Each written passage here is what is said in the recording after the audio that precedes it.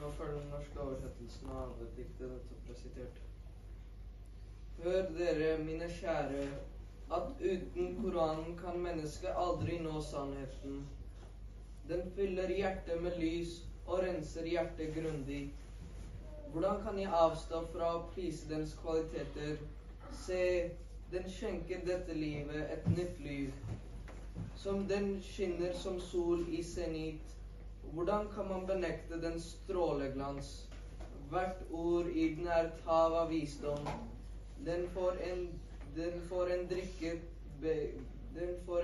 til å drikke begre av Guds kjærlighet.